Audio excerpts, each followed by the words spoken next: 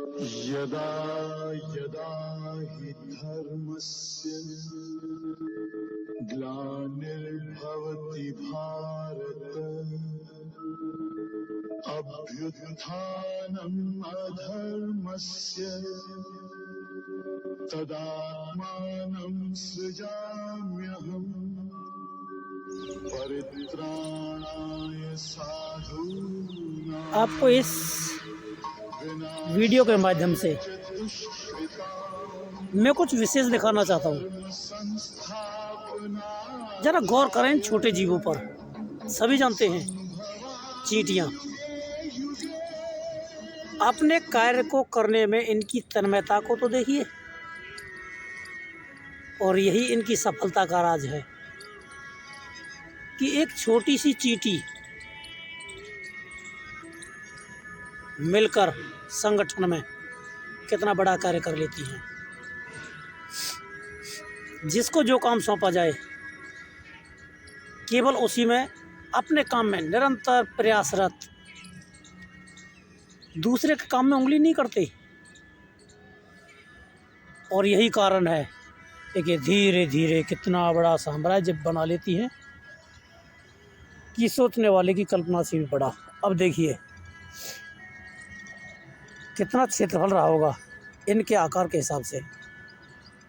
देखा जाए तो बात मात्र इतनी सी है कि संगठन में रहें, पर जो काम संगठन में आपको सौंपा जाए उसे पूरी तन्मयता से करें तो निश्चित एक दिन सफलता अवश्य ही मिलेगी। ये आप भी जानते हैं, हम भी जानते हैं और सभी जानते हैं कि संगठित होकर जो कार्य किया जा सकता है अकेले उसको नहीं कर सकते। संगठन में शक्ति होती है, इस बात को सभी जानते हैं। दोनों छोटे क्रिएचर मधुमक्खी और चींटी, उनसे कोई उलझ के तो देखे। अकेले शेर पर तो आक्रमण किया जा सकता है, परंतु संगठित मधुमक्खी के छत्ते मीट कोई नहीं मारता। छोटी सी चींटी एक बड़े से सांप को घायल कर देती है, और जब वही चींटियाँ इकट्ठी हो जाती हैं तो उनके सामने कितनी भी विषम परिस्थिति आ जाए ना हिम्मत हारती हैं, अपने कार्य करने की क्षमता को त्यागती हैं। जैसे हमारे संगठन का मुखिया होता है, मधुमक्खी और चींटियों में भी ऐसे कार्य व्यवस्था बटी होती है। इस पौधे को देखें, जड़ में से यह एक है, परंतु के पत्ते देखें विभिन्न प्रकार के हैं। उसी प्रकार हम सभी जड़ों से हिंदू हैं। रंग रूप अलग है, विचार अलग हैं, सौभाग्य अलग है, तो क्या हम सभी इन विभिन्न प्रकार के पुष्पों की तरह हैं, जो देखने में सब अलग अलग हैं। रंग, रूप और सौंदर्य, विचार, उत्पत्ति, परंतु सभी एक साथ मिलकर कितना सुंदर परिदृश्य बनाते हैं। यही तो जीवन का आधार है। कोई किसी से छोटा नहीं, कोई किसी से छोटा नहीं, कोई किसी से बड़ा नहीं, परंतु एक साथ मिलकर सब इस समाज को सुगंधित और सुंदर बनाते हैं। जैसे चींटियों में उनकी रानी, मधुमक्खियों में उनकी रानी पूरे झुंड का मुखिया होती है, ऐसे ही एक संगठन का मुखिया होता है उसका अध्यक्ष। और अध्यक्ष किसे बनाया जाता है? जो शारीरिक और मानसिक, सामाजिक हर तरह से स्वस्थ हो। वह एक लीड का काम करता है पूरे संगठन को चलाने में। हमें उसकी बातों का पालन करना ही चाहिए। जैसे मधुमक्खी की रानी का पालन पूरा छत्ता करता है, चींटी की रानी का पालन उसका पूरी कॉलोनी करती है, ऐसे ही हमें संगठन के मुखिया का कार्य पूरा करने के लिए उसकी बातों को पालन करना चाहिए। एक कक्षा में पढ़ते हुए बच्चे सभी का बुद्धि और विकास समान नहीं होता।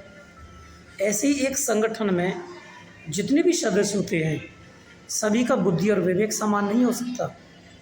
परंतु जैसे एक अध्यापक सभी बच्चों को समान रूप से लेके चलते हैं, मंदबुद्धि बच्चे के साथ अधिक मेहनत करते हैं, उसी प्रकार संगठन के मुखिया अध्यक्ष को बड़ी गंभीरतापूर्वक संगठन के सभी सदस्यों को समान रूप से साथ लेके चलना चाहिए। किसी भी संगठन के सदस्य इस उपवन में खिलते हुए पुष्पों की तरह होते हैं, विभिन्न विभिन्न विचारों वाले, परंतु सबका उद्देश्य है महकना और दूसरों को सुख देना।